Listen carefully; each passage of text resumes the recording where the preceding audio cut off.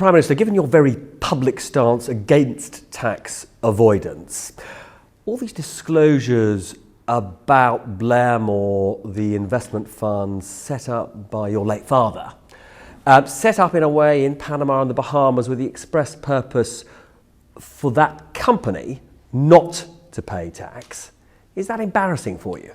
Well, obviously it's been a difficult few days, reading criticisms of my father and his business practices. I mean, my dad, a man I love and admire and miss every day. And I think a lot of the criticisms are based on a fundamental misconception, which is that Blairmore Investment, a unit trust, was set up with the idea of avoiding tax. It wasn't. It was set up after exchange controls went so that people who wanted to invest in dollar-denominated shares and companies could do so. And there are thousands of other unit trusts set up in this way. It was reported to the HMRC, the Inland Revenue. It reported itself every year. It was properly audited. It wasn't a family trust. It wasn't for the benefit of one particular family. Anyone could have bought units in it.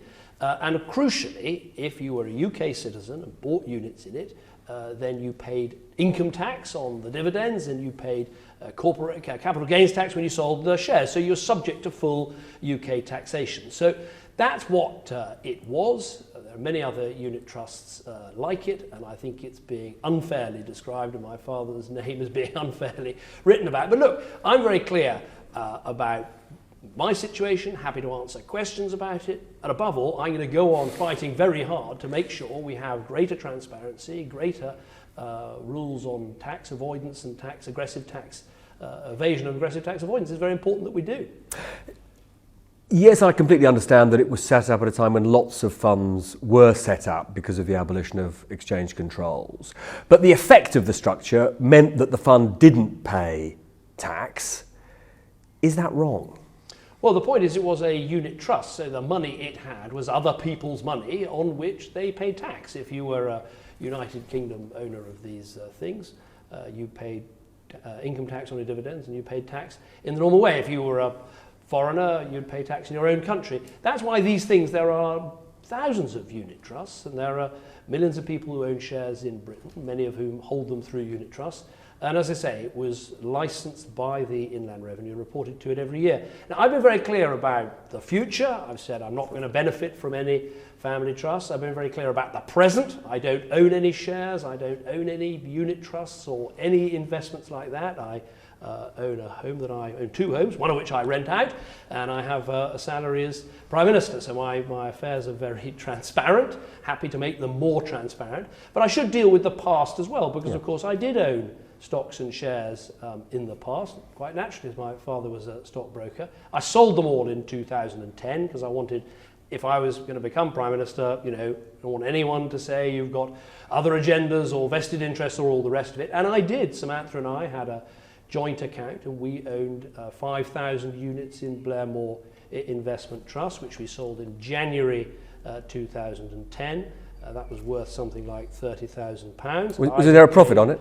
I paid income tax on the dividends, but there was a profit on it, but it was less than the capital gains tax allowance, so I didn't pay capital gains tax, but it was subject to all the UK taxes in all the normal way. So I want to be as clear as I can about the past, about the present, about the future, because frankly, I don't have anything to hide. I'm proud of my dad and what he did and the business he established and all the rest of it. I can't bear to see his name being dragged through the mud, as you can see, and for my own, I chose to take a different path from my father, grandfather and great-grandfather, who were all stockbrokers, and I've got nothing to hide in my arrangements, and I'm very happy to answer questions. So I'm sorry to press you on this, but part of your dad's estate was in Jersey when he died. Did you benefit from that? No, he left me some money, very generously, quite a lot of money, and I've been able to... Can you tell us how much? I think it was published at the time. It was £300,000. It was published at the time, as these things are. I obviously can't, point to every source of every bit of the money, and Dad's not around for me to ask the questions now. But he was a very hard-working man. He built up a business. He left his house to my brother. He left me some money and left things to my brothers and sisters too. And I think there's pretty good transparency about all of that. And as I've said, in the future, I'm not benefiting from any Cameron family trusts. At the moment, I own no shares, no investments. I have savings. I'm very happy if people, I've said this before, if people want to see public information about tax returns, what goes on your tax return, I can tell you what's on mine. And I've said before the last election, happy to, if we want to move to this situation where prime ministers and potential prime ministers publish this information, I'm very happy to do that. So I hope I've dealt with the future, the present and the past, being frankly more transparent about these sorts of things than I think any prime minister has in the past. But therefore, actually, you can't be certain that some of that 300,000 didn't come from offshore sources, presumably. Well, he had investments in Blairmore Investment Trust. And money in Jersey. That was because of another unit trust, again, established to industry standard and all the rest of it. Many people have those investments. But in all of this, I've never hidden the fact that I'm a very lucky person. I had wealthy parents who gave me a great upbringing, who paid for me to go to an amazing school. I've never tried to pretend to be anything I'm not. And I'm lucky that I've earned a good salary as Prime Minister. My wife is successful and earns money, and we own 2 very nice houses. So I'm not pretending anything other than that. But I was keen in 2010 to sell everything, shares and all the rest of it, so I can be very transparent. I don't own any part of any company or any investment trust or anything else like that. There was a time when you talked about being completely transparent, publishing everything on an annual basis in terms of assets and income and all the rest of that. Do you think, are you going to revisit that? Do you think senior politicians should be completely transparent about their earnings and assets? I think the idea of, as I said before the last section, the idea of publishing the information that goes in your tax return, I'm very relaxed about that. It didn't happen before the last election. I think, it didn't come about. But if that's what, I don't think this should be for every MP. I think it's a very big change in our system. But party leaders? But do you think party leaders? I think people, Prime Minister, potential Prime Minister, yeah. I'm very happy for that to happen. Of course, it won't be you next time. Well, no, I'm happy to get on and do that now. Whether we do it every year or starting now or going back a couple of years, whatever. I'm very happy with that. And that would be a big change. So we shouldn't dive into it and suddenly insist everyone has to do it. But I think if people really want Prime Minister, potential Prime Minister, as I said before, I'm relaxed about that, and I'm happy to do that. Now, you've also been here talking about your passion for us to stay in the European Union.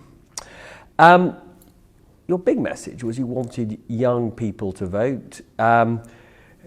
You've sort of implied it matters rather more to young people than to older people. Do you regret not allowing 16-year-olds to vote? Well, that was a decision for Parliament. Parliament voted. I think 18 is the right age, personally. I've always voted for 18. And that's the decision Parliament took. And I think we had several goes at it. Look, I think young people have the most to gain from staying in a reformed Europe because of the opportunities to work, to travel, to study, the opportunities of a single market of 500 million people stretching across our continent. But I think also they have the most to lose. If we were to leave and there was an economic shock, our economy suffered, prices went up, unemployment increased, growth went down, or we had, as the Bank of England have said, we might have a temporary recession. And young people get affected by that the most, and we know that from our past. Also, if you have 7 to 10 years of uncertainty as we're trying to work out what is our trading relationship with Europe, what is Britain's trading relationships with other countries of the world, those young people I was talking to today at Exeter University, the start of their working life is going to be mired in uncertainty. Don't take that risk. Don't take that step into the dark. Instead, let's vote to stay in a reformed European Union. One of the students did say that she thought, though, that your decision to spend taxpayers' money, £9.3 million, in arguing the case through this distribution of leaflets, a social media campaign, she thought that was undemocratic. Isn't she right? I don't agree with that. We have very clear rules for what happens in the campaign. So there are 28 days, there's £7 million for both the out campaign and the in campaign to spend and all the rest of it. But I absolutely defend not just the legality, but the rightness of the government publishing very clearly so everyone can see what our opinion is. So many people I meet say we want more information, we want more facts, we want to know the arguments. I don't want anyone in this country to go to the polls on June the 23rd without knowing that the government's very clear view is that we are better off in, we're safer in, we're stronger in. This is the right decision for Britain's families, for Britain's jobs, for the future of our country. People thirst for that information. And I don't want anyone on June the 24th to say, well, I didn't know that the government thought this was a bad idea. Because let's be clear, the government does have a clear view. Yes, some cabinet ministers in a personal capacity are campaigning on the other side, but the government has a clear collective view we are better off in, that it would be a bad decision to vote to leave. And I think it's right to make sure the British people understand that. Now, I've been in Exeter talking to people about both Europe and this tax issue. What they've said to me is actually what people always say to me on this, that they think people should pay the taxes that are the due of most individuals. They sort of see that, you know, people often say to me is that paying the tax that you owe is a moral issue. Is it a moral issue in your view? Yes, absolutely. We should pay the taxes that we owe. And also, I've said very clearly, there's not only the rules, and the rules on these things are changing on investments and all the rest of it. Some of the changes brought in by my government. We've done more than any previous government to crack down on aggressive tax avoidance, on abuses. I think we've raised an extra £12 billion by doing that. But there's the rules, and there's also making sure that you're content with the choices that you make. And I think both of those things are important. And frankly, the rules in these sorts of areas have changed. The culture is changing too, and I think that's a good thing. Do you feel any personal conflict of interest, though? It's you know, the way your father behaved, frankly, was very typical of stockbrokers of his generation. But standards have changed. Well, rules have changed and culture's changed. And as I say, I welcome that. But, you know, if you look at today, one of the leading tax lawyers in our country, Graham Aronson, is very clear that unit trusts like Blair Moore were set up, and he says, and it would be completely wrong to say they were set up as vehicles for tax avoidance. They were set up because the world had changed, exchange controls had come off. It was possible to set up organizations where people who wanted to buy dollar-denominated companies and shares and stocks from right around the world could do that. And these unit trusts, of which there are still thousands in our country, were properly audited and looked at by Revenue and Customs. And that's as it should be. But if you're asking, you know, do rules need to change more? Do customs and practices need to change more? Absolutely, this government's been right behind that. We're getting country after country to share tax information so people can't hide their tax details. We're the first country in the world to have a register of beneficial ownership so everyone can see who owns what company. We're taking huge amounts of action, and we'll be announcing more of this at our anti-corruption summit in May, to make sure that particularly London doesn't become a home for hot money. So we're committed to taking all of these steps. Prime Minister, many thanks. Thank you.